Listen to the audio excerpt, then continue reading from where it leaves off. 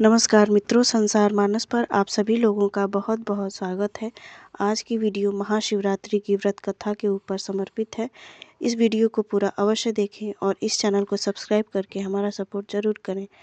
पूर्व काल की बात है, चित्रभानु नामक एक शिकारी था। वह शिकार करके अपने परिवार का पालन पोषण करता था। उस शिकारी पर साहूकार का काफ़ी कर्ज था, लेकिन वह उसका कर्ज समय पर नहीं चुका पाया। फिर साहूकार ने शिकारी को शिव मंदिर में एकदम से बंदी बना लिया। जिस दिन उसे बंदी बनाया गया उस दिन शिवरात्रि थी। चतुर्दशी के दिन उसने शिवरात्रि व्रत की कथा सुनी और शाम होते ही साहूकार ने उसे अपने पास बुलाया और ऋण चुकाने के बारे में कहा। इसके बाद वह शिकारी शिकार की खोज में निकला। बंदी गृह में रहने के कारण वह बहुत भूखा था। शिकार की तलाश में वह बहुत दूर निकल आया। अंधेरा होने पर उसने जंगल में ही रात बिताने का फैसला किया और एक पेड़ पर चढ़ गया। उस पेड़ के नीचे शिवलिंग था, जो कि बेलपत्रों के पत्रों से ढका हुआ था। शिकारी को उसके बारे में जानकारी नहीं थी। पेड़ पर चढ़ते समय जो टहनियाँ तोड़ी वह शिवलिंग पर गिरती रही। इस तरह भूखे प्यासे रहकर शिकारी का शिवरात्रि का व्रत हो गया और शिवलिंग पर बेलपत्र भी चढ़ गए। रात के समय एक हिरनी पानी पीने तालाब पर आई। शिकारी जैसे ही उसका शिकार करने जा रहा था, हिरनी बोली कि मैं गर्भवती हूँ, शीघ्र ही प्रसव करूंगी। तुम एक साथ दो जीवों की हत्या करोगे। मैं बच्चे को जन्म देकर तुम्हारे सामने आ जाऊंगी, तब तुम मुझे मार लेना। शिकारी ने हिरनी को जाने दिया। इस दौरान अनजाने में कुछ बेलपत्र शिवलिंग पर गिर गए। इस तरह उसने अनजाने में ही प्रथम प्रहर की पूजा भी संपन्न कर ली। कुछ देर बाद एक हिरनी उधर से निकली। जैसे ही शिकारी ने उसे मारने के लिए धनुष चढ़ाया, तो हिरनी ने विनम्रता पूर्वक निवेदन किया कि शिकारी, मैं थोड़ी देर पहले ही ऋतु से अर्थात मासिक धर्म से निवृत्त हुई हूँ। मैं कामातुर विरहिणी हूँ, अपने प्रिय की तलाश में हूँ। अपने पति से मिलकर मैं तुम्हारे पास आ जाऊंगी। शिकारी ने उसे भी जाने दिया। रात का आखिरी पहर बीत रहा था, तब भी उसके द्वारा कुछ बेलपत्र अनजाने में ही शिवलिंग पर गिर गए। ऐसे में शिकारी ने अनजाने में ही अंतिम पहर की पूजा भी कर ली। इस दौरान वहाँ एक हिरनी अपने बच्चों के साथ आई। उसने भी शिकारी से निवेदन किया और शिकारी ने उसे भी जाने दिया। इसके बाद शिकारी के सामने एक हिरन आया। शिकारी ने सोचा, अब तो मैं इसे यहाँ से नहीं जाने दूंगा, इसका शिकार अवश्य ही करूँगा। तब हिरनी ने उससे निवेदन किया कि मुझे कुछ समय के लिए जीवन दे दो। शिकारी ने पूरी रात की घटना उस हिरन को सुना दी। तब हिरन ने कहा कि जिस तरह से तीनों पत्नियां प्रतिज्ञाबद्ध होकर गई हैं, मेरी मृत्यु से अपने धर्म का पालन नहीं कर पाएंगी। जैसे तुमने उन्हें विश्वास पात्र मानकर छोड़ा है, मुझे भी जाने दो। मैं उन सबके साथ तुम्हारे सामने शीघ्र ही उपस्थित होता हूँ। शिकारी ने उसे भी जाने दिया। इस तरह से सुबह हो गई। उपवास, रात्रि जागरण और शिवलिंग पर बेलपत्र चढ़ाने से अनजाने में ही शिवरात्रि की पूजा पूर्ण हो गई। लेकिन अनजाने में जो पूजा का परिणाम उसे तत्काल मिला। थोड़ी देर बाद हिरण और उसका परिवार शिकारी के सामने आ गया। उन सभी को देखकर शिकारी को बहुत ग्लानि हुई। उसने पूरे परिवार को जीवन दान दे दिया। अनजाने में शिवरात्रि का व्रत पालन करने से शिकारी को मोक्ष की प्राप्ति हुई। जब मृत्यु काल में यमदूत जीवन को ले जाने आए तो शिवगणों ने उन्हें वापस भेज दिया और उसे शिवलोक ले गए। शिवजी की कृपा से चित्रभानु अपने पिछले जन्म को याद रख पाया। शिवरात्रि के महत्व को जानकर अगले जन्म में भी वह उसका पालन कर पाया और एक बहुत प्रतिष्ठित चक्रवर्ती सम्राट बना।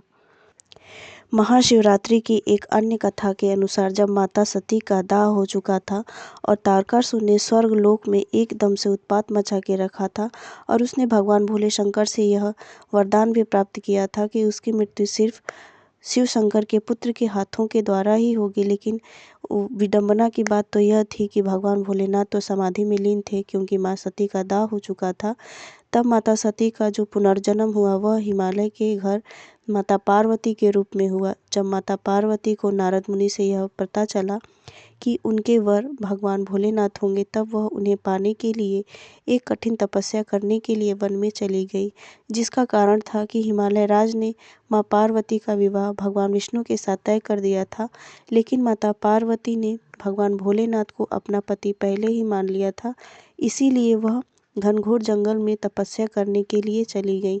उन्होंने युग सहस्त्रों तक भगवान भोलेनाथ को पाने के लिए बहुत कठिन तपस्या की। उन्होंने ग्रीष्म ऋतु और शरद ऋतु, शीत ऋतु, वर्षा ऋतु, सभी ऋतुओं में बहुत कठोर तप का पालन किया, जिसके कारण बड़े बड़े ऋषि मुनि उनकी तपस्या से हिल गए। अंत में भगवान भोलेनाथ भी उनके सामने उपस्थित हुए और बोला कि बोलो पार्वती, तुम्हें क्या चाहिए। तब माँ पार्वती ने कहा कि अगर आप मुझे कुछ देना ही चाहते हैं तो मुझे अपने चरणों में स्थान दें। इस प्रकार भोलेनाथ ने कहा कि मैं तुम्हारी तपस्या के द्वारा खरीदा गया तुम्हारा दास हूँ और मैं तुम्हें अपनी पत्नी के रूप में अवश्य ही वरण करूँगा। तत्पश्चात सभी क्रियाकलापों के बाद महाशिवरात्रि के दिन ही माँ पार्वती और भगवान भोलेनाथ का शुभ विवाह हुआ। तब से महाशिवरात्रि के दिन सभी कुमारी कन्याओं को भी अपना वर प्राप्त करने के लिए कहा जाता है कि शिवलिंग पर वह गंगाजल का अभिषेक अवश्य करें और भगवान शिव का जो षोडश उपचार पूजन होता है उन्हें भी कुमारी कन्याओं को करना ही चाहिए, जिससे उन्हें मनवांछित वर प्राप्त होता है। महाशिवरात्रि के दिन माता पार्वती की अगर हम पूजा करें और उनके सादर स्वरूप एक गुलाब का पुष्प अर्पित करें तो उससे गृहस्थ जीवन में सुखदायी फल मिलता है और पति पत्नी के बीच बहुत अच्छा सानिध्य बना रहता है। माँ पार्वती ने अपनी कठिन तपस्या के फलस्वरूप जब पत्तों का भी त्याग कर दिया था, वह सिर्फ और सिर्फ सूर्य की किरणों को पीकर ही रह जाती थी तथा वायु का श्रवण ही करती थी। तब उनका नाम अपर्णा पड़ा था। वैसे तो माँ पार्वती के बहुत सारे नाम हैं।